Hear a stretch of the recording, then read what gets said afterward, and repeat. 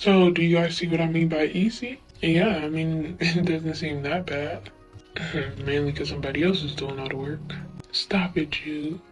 Okay, yeah, what else is on your list there? T? Checking now. Looks like the Corinthians. Oh man, not them. But what's the matter? I thought you loved visiting Corinth.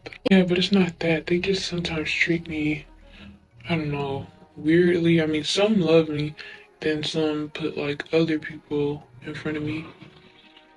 Anyways, let me just tell you about it instead of like, you know. There were leaders outside of just myself, leaders like Peter and Apollos, and so many others. See, though we were teaching about the same message, some people decided that they liked the way that I taught better, whereas others preferred other teachers. And there wasn't anything wrong with that until it started to cause division amongst the leaders and the churches. But see, this isn't a contest on who can preach the better gospel.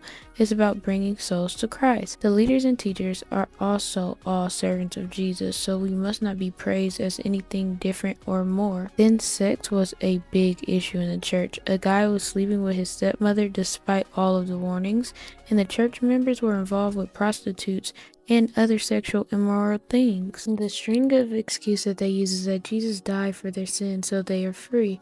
What blasphemy pours from their mouths? Jesus died for their sins so that you no longer have to be enslaved to sexual misconduct or the grips of evil, but yet people flock to do wrong. Jesus was raised from the dead, and we too will do the same after his lead. Therefore, we must preserve this temple because this temple isn't truly all of ours anyway. Something as simple as food has become an issue with them. Jewish people are still stuck in traditions about what to eat and what not to eat, whereas the non-Jewish Christians eat whatever they like.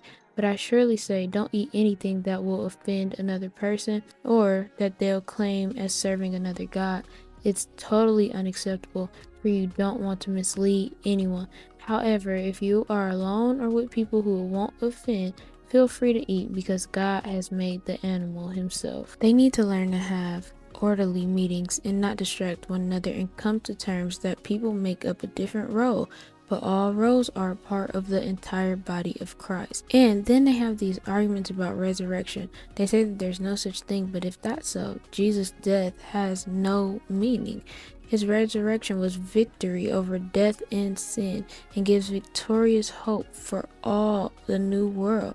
I just don't understand how people could be so dumb, so stupid, so... Hey, Paul, how about you take a little break? You're getting a little worked up. Yeah, you're right. Probably do need a little break. Let's come back to me.